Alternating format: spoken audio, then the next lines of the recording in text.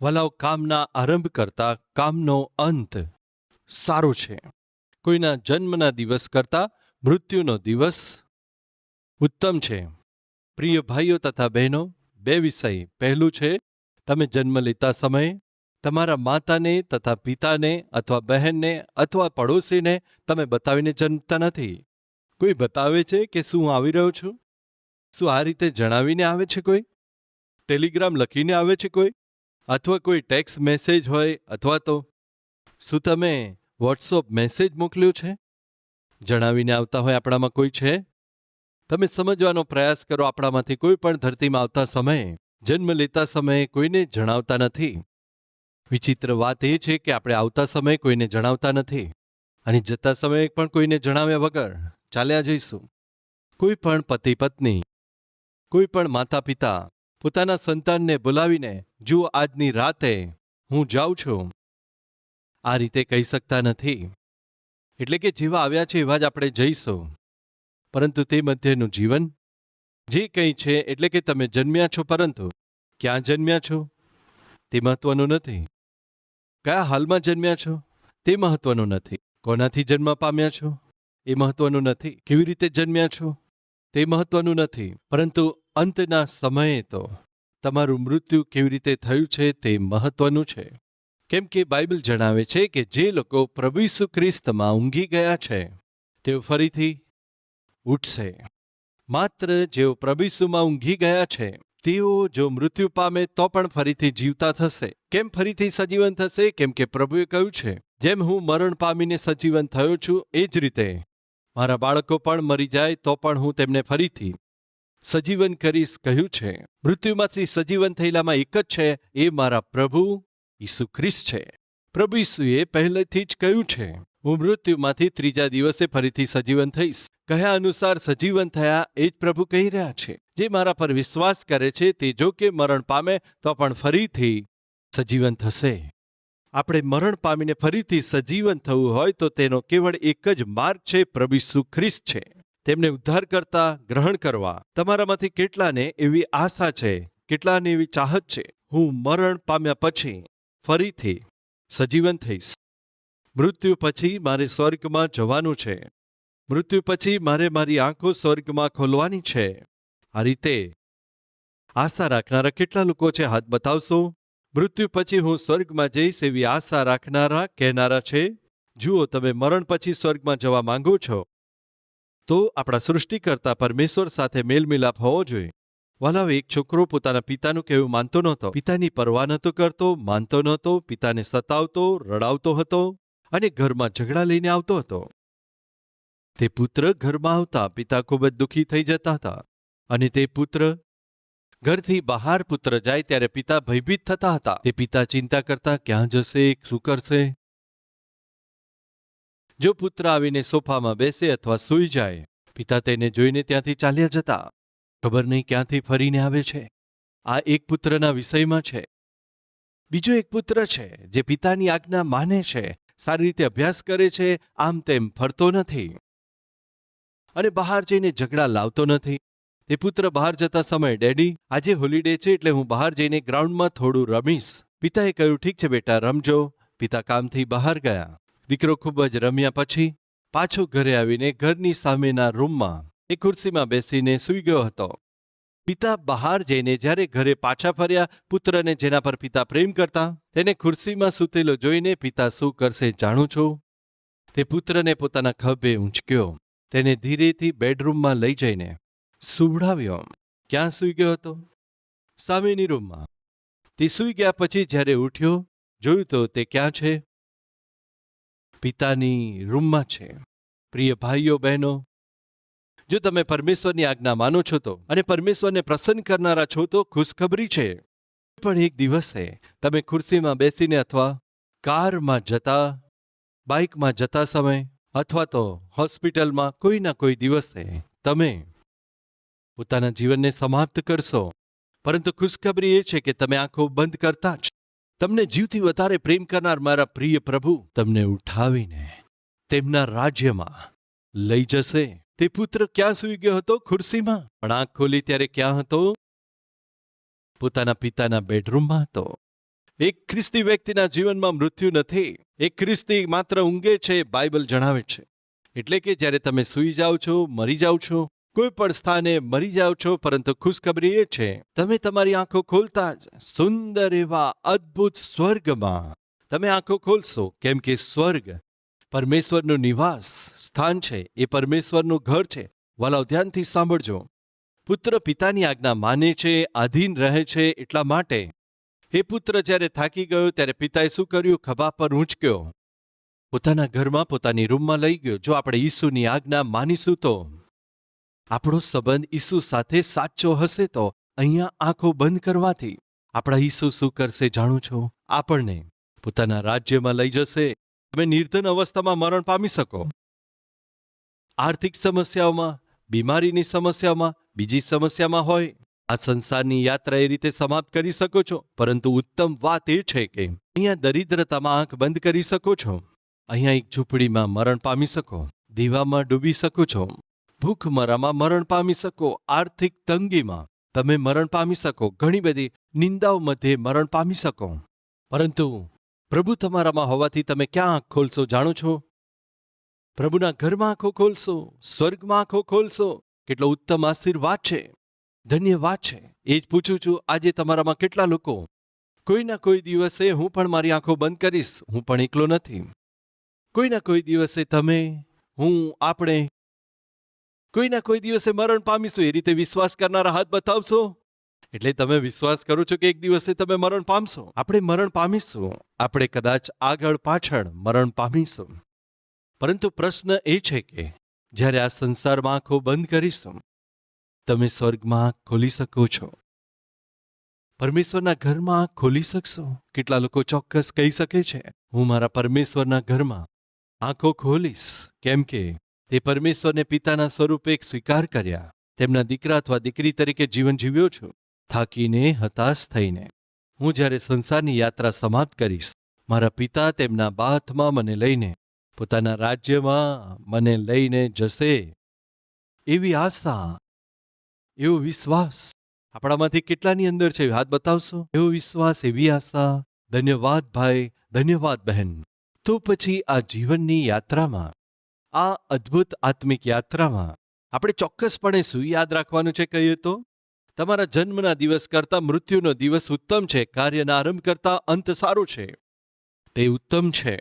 બાઇબલમાં અદ્ભુત રીતે પોતાની આત્મિકતાને, જીવનને આરંભ કરનારા લોકો છે. ઘણા સમય સુધી પોતાના આત્મિક જીવનને આગળ વધારતા ગયા, પરંતુ તેમના જીવનમાં શું થયું ખબર નહીં. અંત સમયમાં આવ્યા ત્યારે ખોટા પગલાં ભર્યા, સમાપ્તિમાં જ્યારે આવી ગયા, ખોટા કામ કર્યા, પરમેશ્વરની અવગણના કરવાની સ્થિતિમાં પહોંચી ગયા.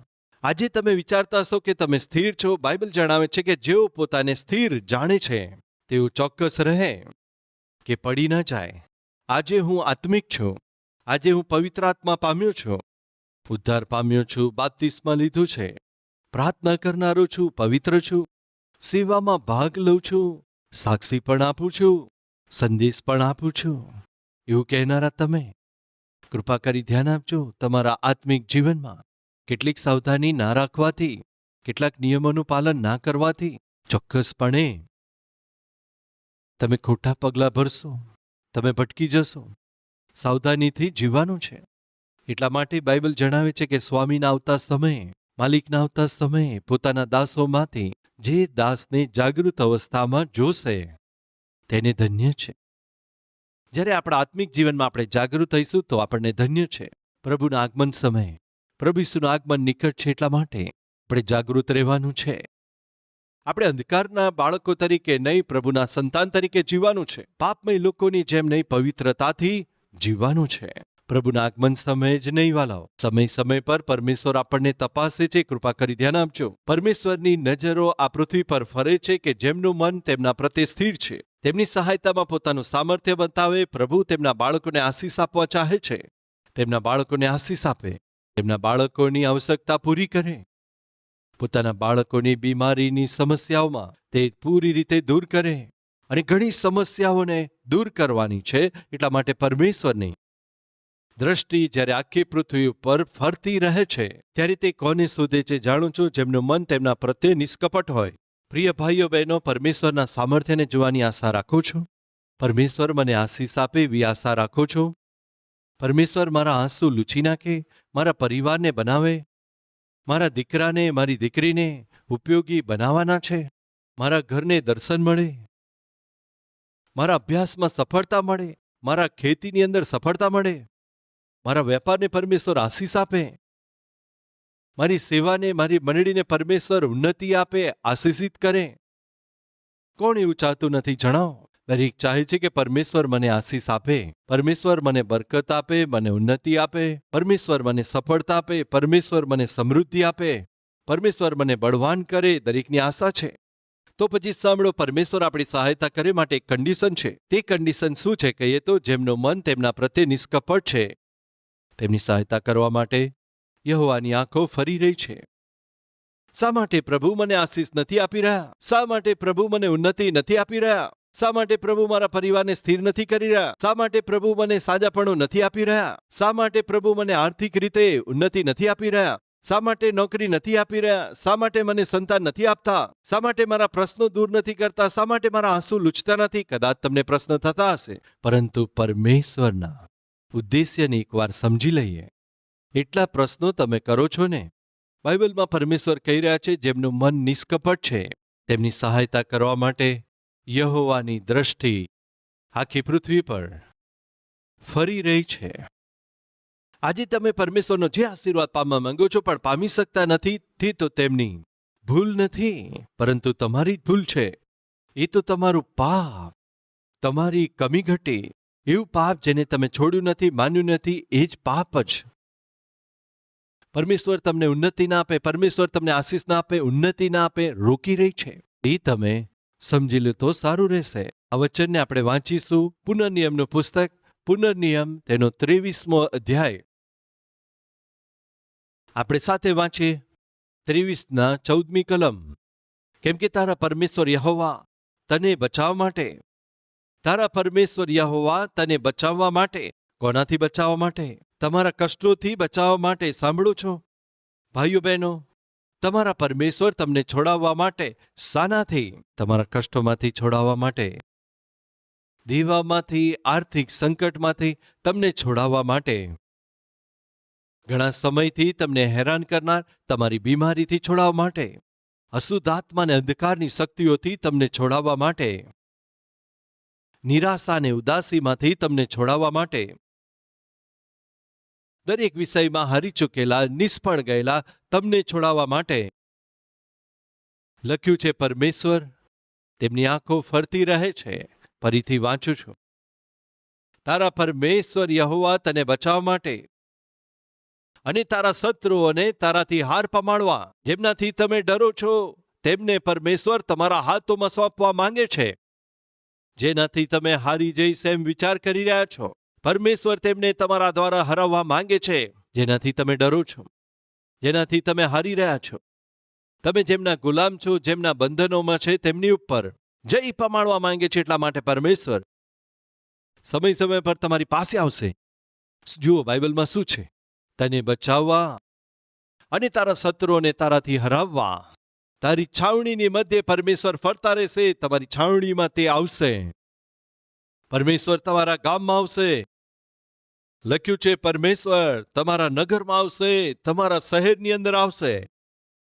તમે ગામમાં રહેતા હોય કે શહેરમાં રહેતા હોય, કોઈ પણ પ્રદેશમાં રહેતા હોય, અથવા કોઈ પણ પ્રાંતમાં રહેતા હોય, એક ઝૂંપડીમાં રહેતા હોય કે મોટા મહેલમાં રહેતા હોય, પણ બાઇબલ જણાવે છે કે હું તારી છાવણીમાં આવીશ, હું તારી શેરીઓમાં આવીશ, હું તારા ગામમાં, તારા નગરમાં આવીશ, તને બચાવવા, તારા મહોલ્લામાં આવીશ,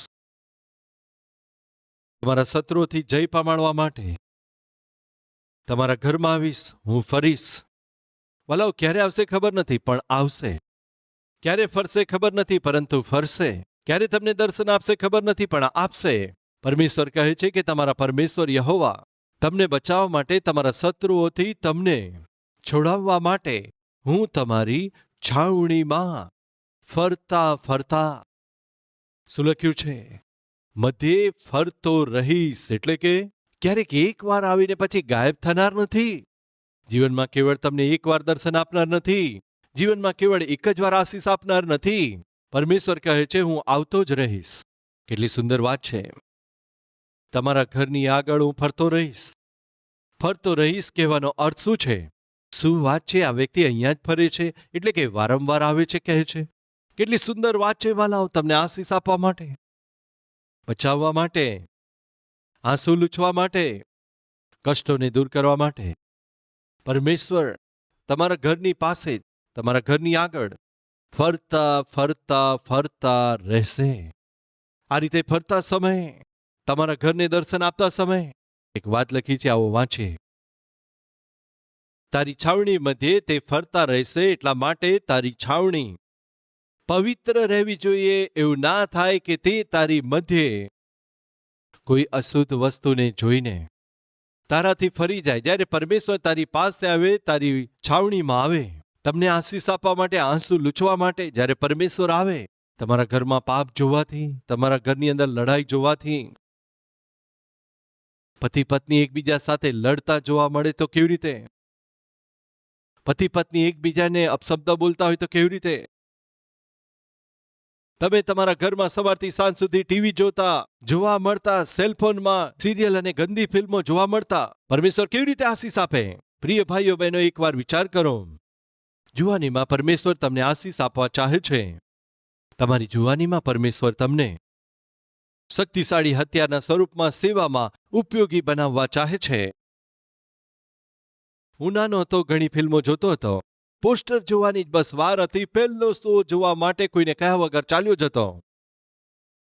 પરંતુ જ્યારે બગડતા પાપમય જીવન જીવનારા મારા જીવનમાં જ્યારે પ્રભુ ઈસુ આવ્યા, જ્યાં આગળ પોસ્ટર લાગેલું હોય ત્યાંથી પસાર થતા, મારી તે હાથ મૂકતો હતો. ક્યાંક પોસ્ટરો પર મારી આંખો ના પડી જાય. જુવાનીમાં શેતાન ઘણી પરીક્ષાઓને મારા જીવનમાં લાવતો હતો, પણ મારી આંખોને પવિત્રતાથી રાખવાની છે. આ રીતે દ્રઢ નિશ્ચય લઈને પોતાના જુવાનીની રક્ષા કરવી છે, નિશ્ચય કર્યો હતો.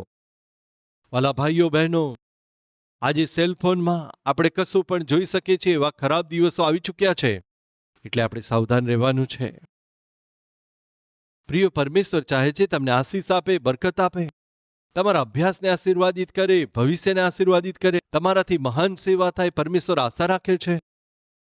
તમારી તરફ જોવાથી એવા સમયમાં તમે અશ્લીલ ફિલ્મો, ગંદા દ્રશ્યોને જોતા રહેવાથી પરમેશ્વર કેવી રીતે આશીષ આપે? પરમેશ્વર જ્યારે આપણા જેવા સેવકોને જુએ છે, તો આપણે જેવો સેવકો છે, આપણે પવિત્ર જીવન જીવવાનું છે, પવિત્રતાથી સેવા કરીએ, સેવામાં આગળ વધવાનું છે. એવા સેવકોને પરમેશ્વર આશીષ આપવા માટે, ઉન્નતિ આપવા માટે, મંડળીને જાગૃત કરવા માટે, મંડળીને વધારવા માટે પરમેશ્વર સમય સમય પર પોતાના સેવકોને જુએ છે. એવા સમયમાં આપણા જેવા સેવકો અપવિત્ર જીવન જીવવાથી, અશુદ્ધ જીવન જીવતા જોવા મળવાથી કેવી રીતે પરમેશ્વર મંડળીને આશીષ આપે, કેવી રીતે વૃદ્ધિ પમાડે? વાલા ભાઈઓ અને બહેનો, આ મૂલ્યવાન શિક્ષાને ભૂલશો નહીં. પરમેશ્વર તમને બચાવવાને માટે સમય સમય પર તમારી છાવણીમાં આવીને ફરશે, ના ભૂલશો. આ રીતે પરમેશ્વર ફરે છે તમને આશીષ આપવા માટે, તમારી ઉન્નતિને માટે. તે પરમેશ્વર તમારા ઘરની નજીક ફરતા સમયે તમે પવિત્ર જીવન જીવશો તો તમારા ઘરમાં આવશે. જો તમે પાપ સાથે જીવશો તો પરમેશ્વર નહીં આવે. તમે વાલાઓ ચાલાકીથી બહાર લોકોની આગળ નાટક કરી શકો છો, પ્રભુની આગળ નથી કરી શકતા. વાલાઓ, એકવાર એક ઘરમાં હું વિઝિટ કરવા ગયો 25 વર્ષ પહેલા.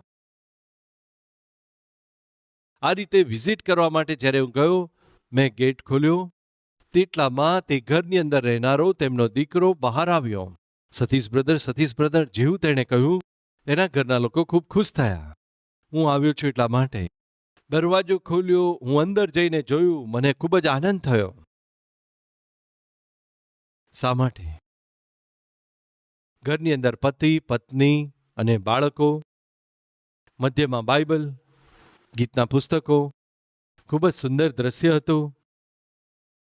તેઓ બધા ટી ટેબલની આગળ ઘૂંટણ ટેકવ્યા હતા. સારું લાગ્યું. એમની સાથે ગીત ગાઈને, વચનનું મનન કરીને, પ્રાર્થના કરીને આવતો હતો. આખો પરિવાર બહાર સુધી છોડવા માટે આવ્યો. જ્યારે ગેટ સુધી આવ્યા ત્યારે મેં તેમને એક સલાહ આપી. તે શું હતી જાણો છો? જ્યારે તમે ટીવીમાં સિનેમા જુઓ કે સિરિયલ જુઓ ત્યારે તમારા ઘરમાં કોઈ આવ્યું છે અને ગેટનો અવાજ સંભળાય છે ત્યારે અચાનક ટીવી ઓફ ના કરશો. ખબર પડી જાય છે એમ કહીને ચૂપચાપ ચાલ્યો ગયો. તેમના ચહેરા બિલકુલ ઉતરી ગયા હતા. કેમ જાણો છો? કેમ કે હું જ્યારે તેમના ઘરે ગયો ત્યારે તેઓ પ્રાર્થના નહોતા કરતા, સિનેમા જોતા હતા. જ્યારે તેઓ પિક્ચર જોતા હતા તે પિક્ચરના ગીતો મારા કાને સંભળાતા હતા. આ રીતે સ્પષ્ટ સંભળાતું જ હતું. ગેટનો અવાજ આવ્યો, તેમનો દીકરો બહાર આવ્યો, સતીશ બ્રધર કહેતા જ ઘરનું વાતાવરણ બદલાઈ ગયું. ઘરનું આખું વાતાવરણ બદલી નાખ્યું. કેવી રીતે એક જ મિનિટની અંદર આખું ઘરનું વાતાવરણ બદલી નાખ્યું. પ્રભુ કા ધન્યવાદ. કોનો ધન્યવાદ કરો છો વાલાઓ? મને છેતરી શકો છો પ્રિય ભાઈઓ બહેનો, સેવકોને છેતરી શકો છો, ચારે તરફના લોકોને છેતરી શકો છો, પણ પરમેશ્વરને છેતરવા સંભવ નથી. આપણા જેવા સેવકો મંડળીને છેતરી શકે છે, પરંતુ સેવામાં જેમણે તેડું આપ્યું છે પરમેશ્વરને છેતરવા સંભવ નથી. તે જાણી લેવાથી કેટલું સારું રહેશે. ભાઈઓ સાંભળો છો, બહેન સાંભળો છો, પ્રભુ તમને ક્યારે દર્શન આપશે જાણતા નથી. તે સવાર હોઈ શકે, બપોર હોઈ શકે, સાંજ હોઈ શકે. પ્રભુના દર્શનનો સમય. તમારા ઘરમાં કોઈ ઘૃણિત વસ્તુ, અપવિત્ર વસ્તુ, કોઈ પણ અપવિત્ર કમાણી, કશું પણ પરમેશ્વરને જોવા મળતા પરમેશ્વર તમને આશીર્વાદ આપ્યા વગર જ ચાલ્યા જશે. આ રીતે કેટલી વાર પરમેશ્વર તમારી પાસેથી ગયા છે. પ્રભુ તમે મને આશીષ નથી આપતા, પ્રભુ તમે દર્શન નથી આપતા, પ્રભુ તમે મને ઉન્નતિ નથી આપતા, મારા કષ્ટ દૂર કરતા નથી, મારા આંસુ નથી લૂછતા, મારી નોકરી નથી આપતા, મારું લગ્ન નથી થતું, મને સંતાન પ્રાપ્ત થતું નથી. આવું પ્રભુની પાસે આવીને કેમ નથી આપતા? આ રીતે તમે પૂછો છો, પરંતુ પ્રભુનો ઉત્તર શું છે જાણો છો? કેટલી વાર હું આવ્યો છું, કેટલી વાર હું તમારા ઘરે આવ્યો છું તમને સંતાન આપવા માટે, કેટલી વાર હું તમારા ઘરે આવ્યો છું તમને સારી નોકરી આપવા માટે, પ્રમોશન આપવા માટે, કેટલી વાર તમારા ઘરે આવ્યો છું તમને બમણા હાથમાંથી ભરીને એક નવા સેવક, એક અદ્ભુત પ્રચારકના રૂપમાં બદલી નાખવા માટે, તમને બનાવવા માટે. કેટલી બધી વાર હું તમારી પાસે આવ્યો, પણ જ્યારે આવ્યો દરેક વખતે તમે અપવિત્ર જોવા મળ્યા, અશુદ્ધ વ્યક્તિ તરીકે જોવા મળ્યા, જે ના કરવું જોઈએ તે કરતા જોવા મળ્યા, જે ના જોવું જોઈએ તે જોતા જોવા મળ્યા, ગંદી સ્થિતિમાં તમે જોવા મળ્યા. ફલસ્વરૂપ મને નિરાશ થઈને તમારી પાસેથી જવું પડ્યું. મને સવાલ કેમ કરું છું? કેમ મને આશીષ ના આપ્યો? મને કેમ પ્રશ્ન પૂછો છો? કેમ મને સાજાપણું ના આપ્યું? મને કેમ પ્રશ્ન કરો છો? કેમ મારા વેપારમાં ઉન્નતિ નથી? શા માટે અભ્યાસમાં સફળતા નથી? ઘણી વાર હું દીકરા આવ્યો છું તમને આશીષ આપવા માટે, તમને ઉન્નતિ આપવા માટે ઘણી વાર આવ્યો છું, પરંતુ જ્યારે હું આવ્યો છું તમે પાપ કરતા જોવા મળ્યા, ખોટા કામ કરતા જોવા મળ્યા, અપવિત્રતામાં જોવા મળ્યા, અન્યાયના જીવનમાં જોવા મળ્યા, અપવિત્ર જેવા દેખાયા, વિવશ થઈને હું ચાલ્યો ગયો. આ છે સચ્ચાઈ. પ્રિય પરમેશ્વરને સવાલ ના કરશો કેમ પ્રભુ મને આશીષ નથી આપતા? પરમેશ્વરનો ઉત્તર એ જ છે, હું તને કેમ આશીષ ના આપું? હું તો ઘણી વાર. પ્રિય તમારું આત્મિક જીવન અંત સુધી ઠીક રહેવા માટે પ્રિય ભાઈઓ તથા બહેનો ધ્યાનથી સાંભળો. દરરોજ કદાચ પરમેશ્વર મને દર્શન આપે, કદાચ પરમેશ્વર મને આજે આશીષ આપે, કદાચ આવીને મળશે. એ વિચાર સાથે, એવી આશા સાથે જો આપણે જીવીશું તો કેટલું સારું રહેશે.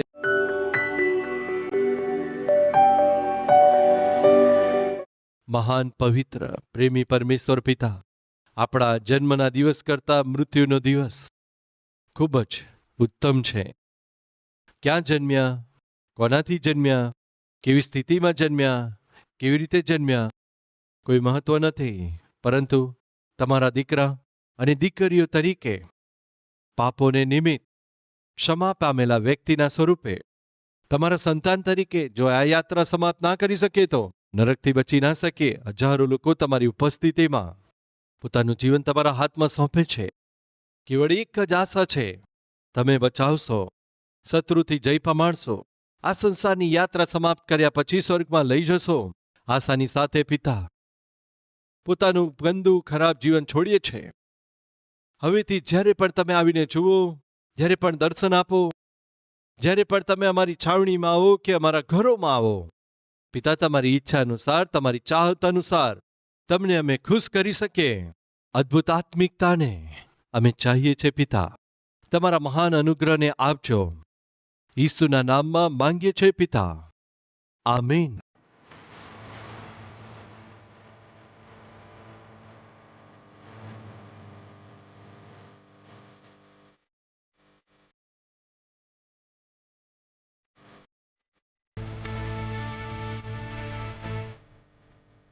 અમારું address Calvary, post box number 30, Kukatpally, Hyderabad 72.